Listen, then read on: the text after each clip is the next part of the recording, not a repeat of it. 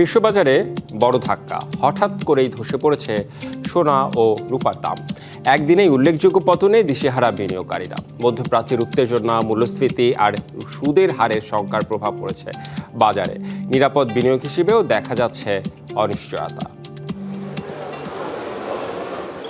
আন্তর্জাতিক বাজারে দরের পতন ঘটেছে সোনা রূপায়। একই দিনেই স্বর্ণের দাম প্রায় ৬% এবং রূপার দাম ৮%-এর বেশি কমেছে। যুক্তরাষ্ট্রের সোনা রূপার মূল্য নির্ধারণী সংস্থা কমেক্সে স্বর্ণের ফিউচার নেমে এসেছে $৪,৬০০ ঘরে।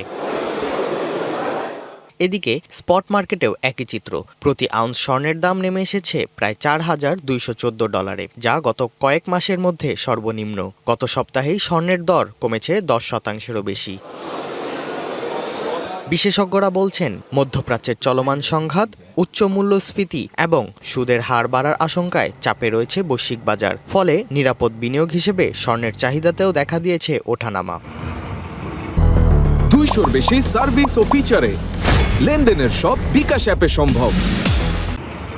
তবে এর মধ্যেই কিছু অঞ্চলে ভিন্ন চিত্র। দক্ষিণ আফ্রিকায় নতুন খনির কার্যক্রম আবারও সক্রিয় হচ্ছে। উচ্চ দামের সুযোগে বিনিয়োগ বাড়াচ্ছে খাতটি।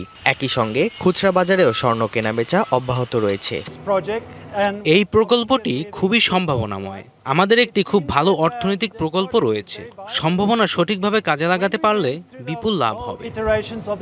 বিশেষজ্ঞরা বলছেন, বিশ্বজুড়ে অনিশ্চয়তা বাড়লে স্বর্ণের বিনিয়োগ দীর্ঘমেয়াদে আবারও বাড়তে পারে। তবে স্বল্পমেয়াদে বাজারে এই অস্থিরতা অব্যাহত থাকতে পারে বলে আশঙ্কা করা হচ্ছে।